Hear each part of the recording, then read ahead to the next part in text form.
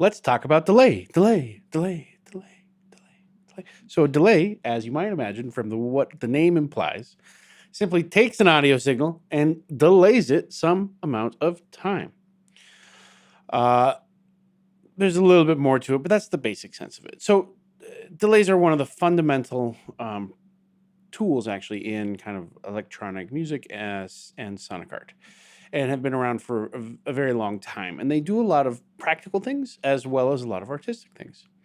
On a practical level, delays can be used to make sure that signals are in sync with each other, or in phase rather with each other. So as you remember to the study of sine waves that we've been doing over the last couple of weeks, if two sine waves get out of phase with each other, that can cause them to destructively cancel, thereby reducing the amplitude or introducing other amplitude modulation type artifacts.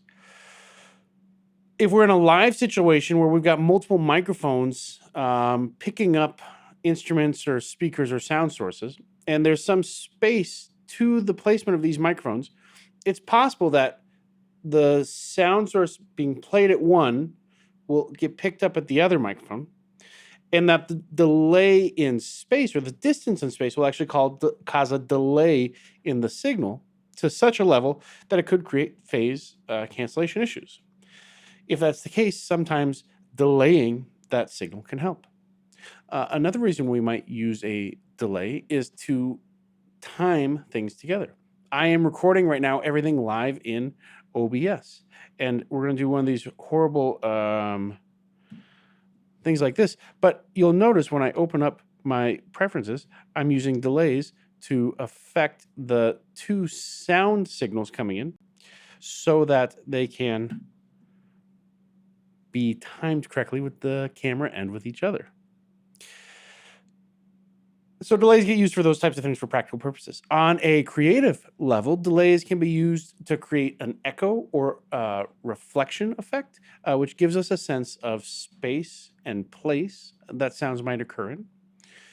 They could be used to create lush reverb-like effects, and they can be used to actually affect pitch, as we're going to see in a few minutes. But first, let's talk a little bit more about a delay and what it actually is. So we're going to go over here. And let's assume that we have some sort of input source. Oh, let me turn my pencil on. So here we go. Let's say we've got a microphone. Pink. International sign for microphone. It could be better. A little bit bigger on the handle thing. And we've got our delay processing unit. So our audio signal comes in to our delay.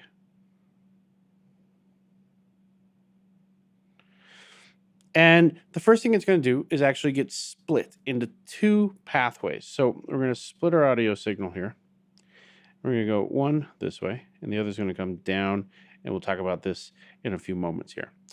But what's going to happen is this lower pathway is going to be our actual delay module. And we're going to delay that signal by some amount of time.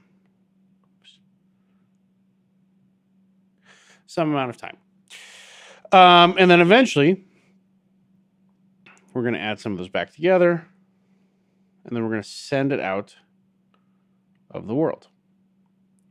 We are also, though, going to do nothing with that signal and pass it out to the world. And right there, we're going to add those two together. And this nothing is actually what we're going to call a dry signal. And this lower, the delay itself, is what we're going to call a wet signal. The dry signal is an unaffected signal. So it's just straight signal, nothing being done to it. And the wet signal is the affected or processed signal. And what we're going to do here is actually we're going to add two kind of intermediary modules that are going to be multipliers. And these are going to multiply each signal. And then when these signals are combined together in this later module here, yellow's going to look bad on orange. Let's do a different color. When they get combined right here, they're essentially going to have their mix affected by the amplitude amounts of each each signal. This is called the wet-dry mix. And the wet-dry mix essentially dictates how much of the original unaffected signal should we have in comparison to the affected and processed signal. Our wet signal is the processed signal, and our dry signal is the unaffected signal. Okay, so we've done this now. We've actually sent our signal into two different places, and it can come out, and we can delay again this second portion by some amount of time. And that is going to cause our signal to have a delay effect. So let's go over to Reaper here. Oh, and we're going to new window that. Great. Excuse me. Oh, I locked it up. There we go.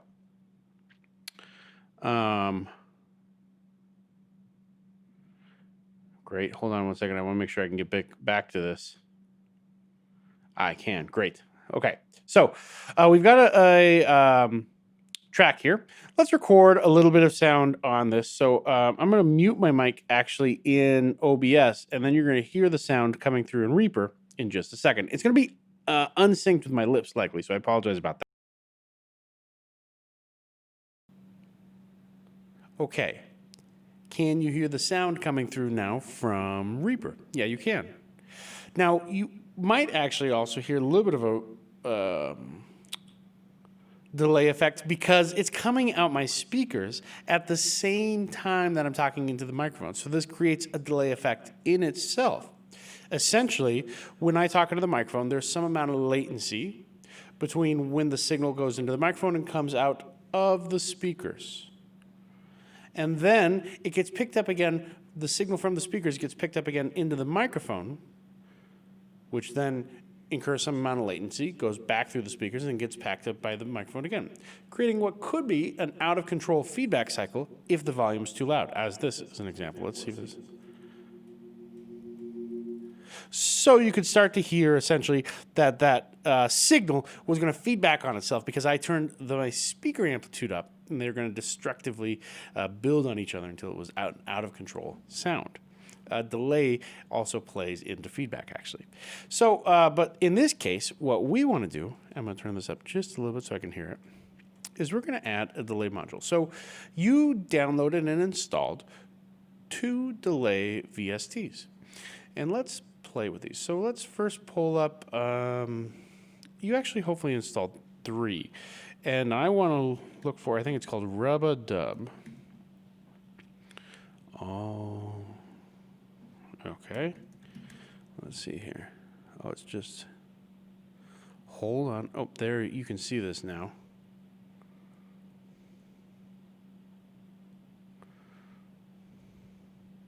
Let's look by makers, developers.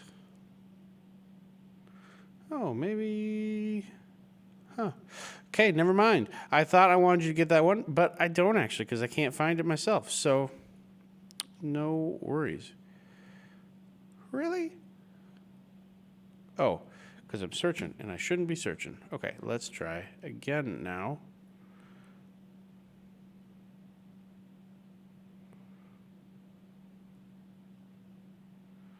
All the way at the bottom. Sorry, this is taking way too long.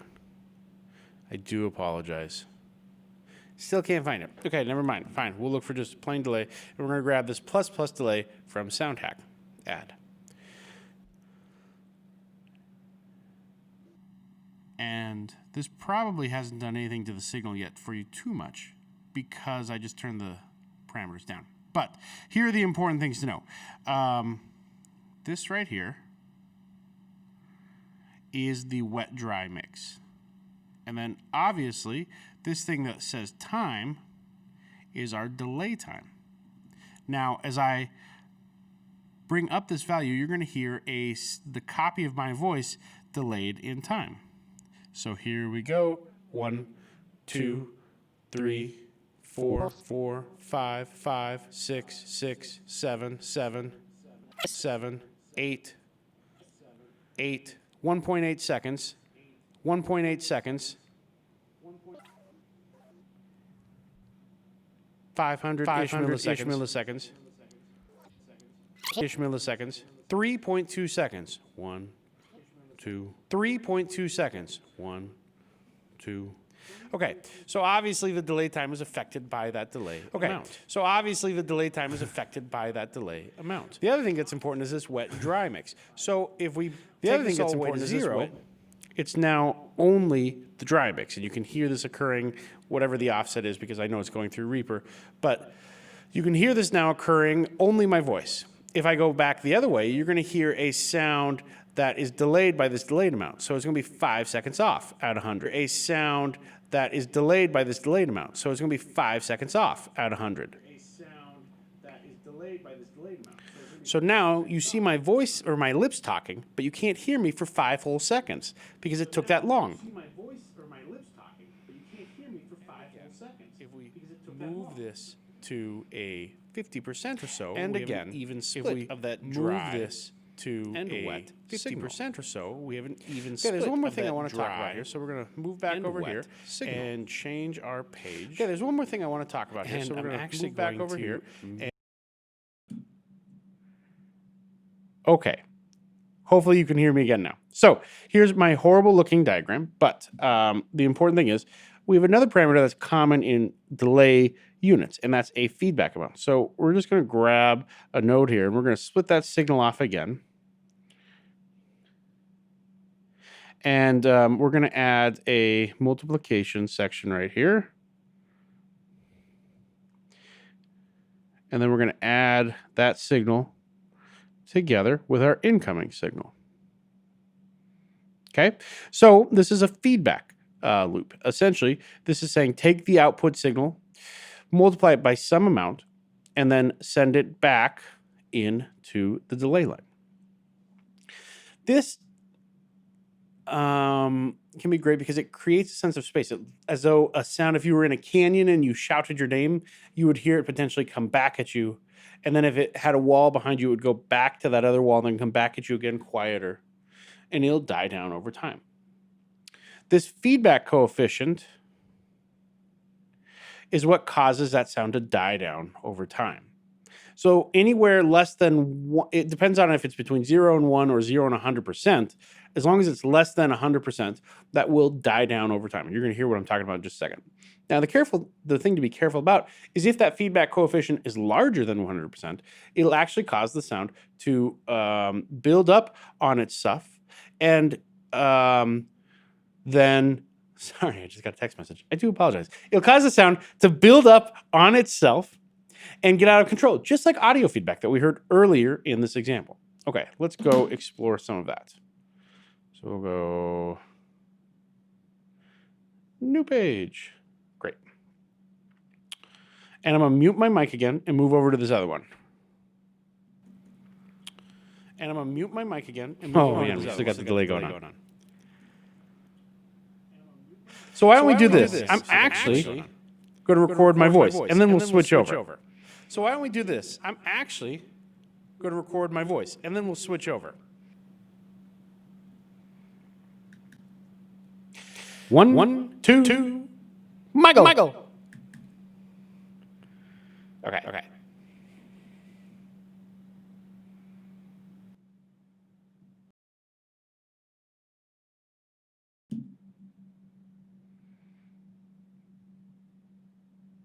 Okay, you should be able to hear me now. So now we're just going to trim this up.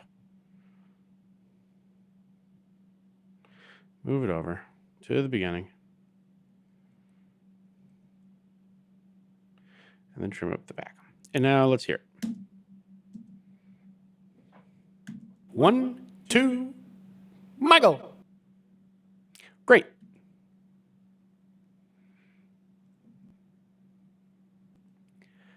Sorry for that. Okay, so let's hear it back just like we had before with the delay in there. 1, 2, Michael.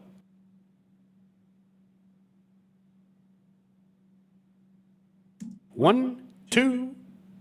Oh, sorry, I got to turn the delay on. So, as a reminder, in Reaper, you need to actually turn the delay on and off, and you can do this a couple of ways, but the most significant one usually that gets you in trouble is this little box right up here. So I'm going to turn that back on, and then we'll undo our nonsense here. That button, great. Oh, I locked up the computer. Okay, sorry. This is quickly getting off the rails. Let's get back on track. Turn this on. 1, 2, Michael. 1, 2, Michael. And so you can hear that sound coming. Now, let's shorten. Let's shorten this up here to something a little bit. We'll do half a second, 500 milliseconds. So again, as a reminder for anyone, 1,000 milliseconds is 1 second. And we're going to turn the feedback up here to 50%. And then we're going to play this again. 1, 1, 2, 1, 2, 1, 2, Michael.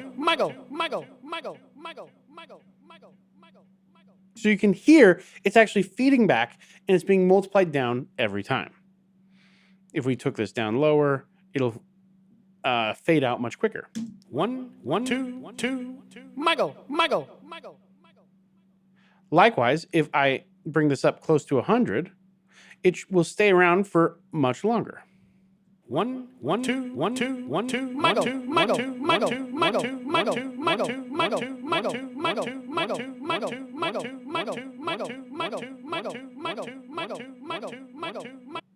Great.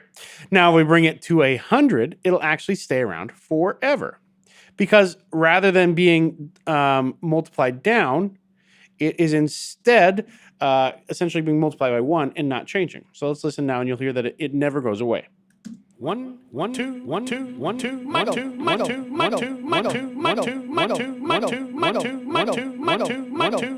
Right? And so it's not going anywhere. If I bring this feedback down,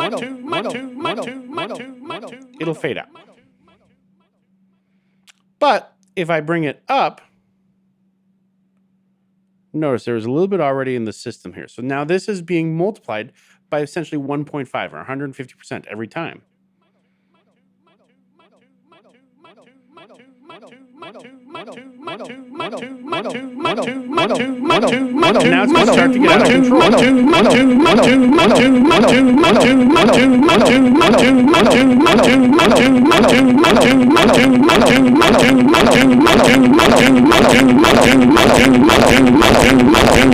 And then you hear some digital distortion because it's clipping so badly within Reaper. We get that actually nasty quality. Okay, great. So we have now a delay line, and we can do a whole lot of things with this delay line. And as before, we can, of course, automate any aspect of our delay line.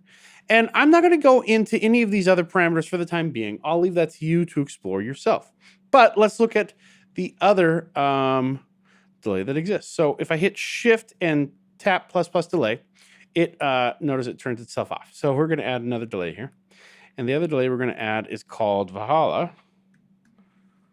And we're going to do the supermassive. Okay. And we'll listen to our sound again. We're going to have a delay of 300 milliseconds, and we'll leave it there. Mix 50-50, feedback 50%. So let's just listen. 1, 2, Michael. So this supermassive delay actually has a number of delay taps, and they get spread across the stereo spectrum, so it adds some nice width to the sound. And it does a lot of cool things. So again, I'm going to let you kind of play with the parameters here yourself. I'm just going to mess with them for a moment. Let's do this. We'll move this. We're going to turn repeat on, and we're going to set our repeat loop to set selection to items. 1, 2, Michael. 1, 2, Michael. 1, 2. Oh, there's one thing I actually did want to talk about. 1, 2, Michael. 1, 2, Michael. 1, 2, 1, 2. So in a digital delay, depending on how it's set up, and the reason I had you download these two delays specifically is because of this purpose. When you change the delay time from when you extend the delay time out, it actually extends out the sample itself, or the whatever's in the buffer. We'll get into those terms later. And that causes it to get stretched out in time, which causes it to lower in pitch because essentially we're taking a shorter waveform and we're making it a stretched out waveform. Conversely, if you take a long delay and you shorten it in time, it causes it to rise in pitch because we're taking a long waveform and shortening it. So I just want to play this parameter for a moment. 1, 2, 1, Michael. 1, 2, 1, 2, Michael. 1, 2, Michael. 1, 2, Michael. 1, 2, Michael. 1, 2, Michael. 1, 2. Great. And if we hit the clear button in the Supermassive, it clears whatever's in the buffer. So the warp, as you can read in the lower portion of the thing, says adjust the delay length relative to the delay setting. 0%, all delays are the same length. So essentially it's going to add some randomness to when we're going to hear our delays. So let's play with that a little bit. 1, 2, Michael. 1, 2, Michael. 1, 2, Michael. 1, 2. Again, another kind of fun parameter to play with. 1, 2, Michael. 1, 2, Michael. 1, 2, Michael. 1, 2, Michael. 1, 2, Michael. 1, 2,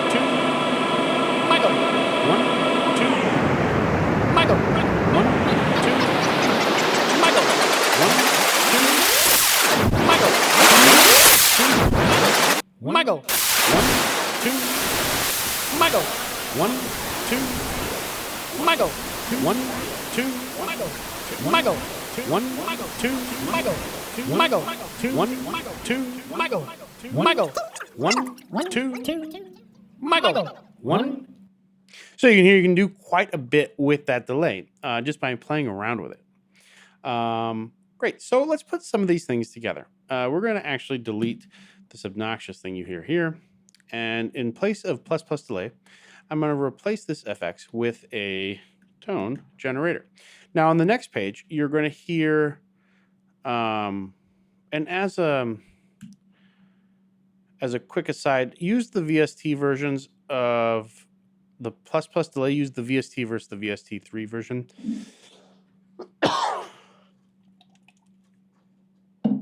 I apologize. There seems to be a slight problem with the VST3 version, at least on my system. So, okay, we're going to go to developers, Socalab, tone generator. We're going to add that in. We don't need to see any of this right now. So let's put this over here. Great. And we'll leave this down below. And then I'm going to add another track. I'm going to do away with my clipping here, and I'm going to do another tone generator by grabbing Command or Control and dragging over. And then I'm going to do plus delay. Great. So we'll throw this here. I'll throw this here. And then I'm going to make my window smaller so we can see all of it. Oh, I've got just a tickle in my throat. And I'm going to look at OBS and make sure we can see it all. Great, we can. So let's do some marking here so we know what's going on. This section right here, oops.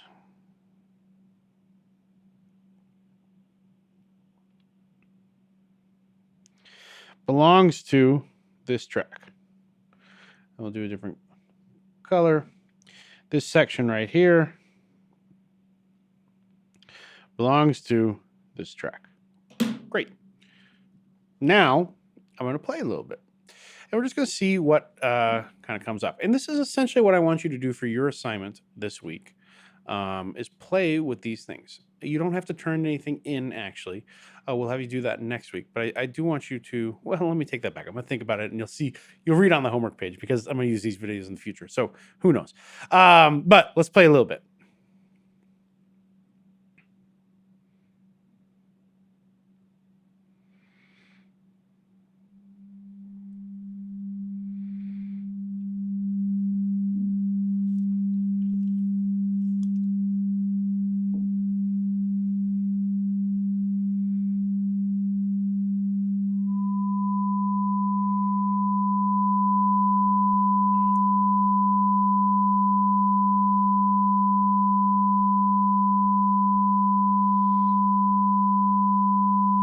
Hold on, I'm going to check to make sure these should be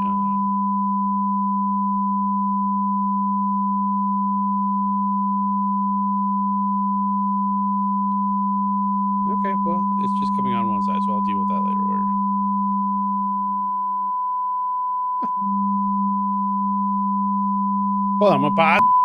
Okay, we are back and I have fixed things. So, good. Sorry about that. Now I'm gonna play a little bit just to play. So I'm gonna add some delay to the Supermassive, and that's gonna bring the pitch down of this sine oscillator.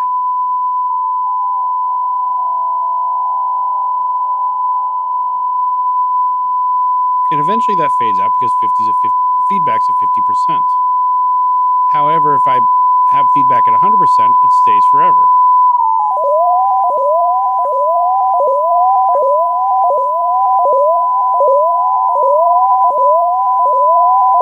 Perhaps this doesn't give us quite the control we want, though. So maybe instead we'll add another delay underneath it.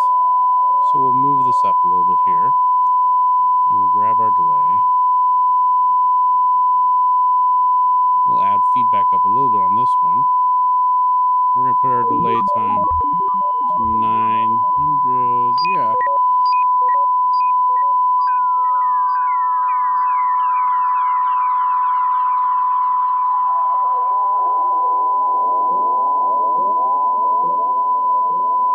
Then if I move the frequency a little bit,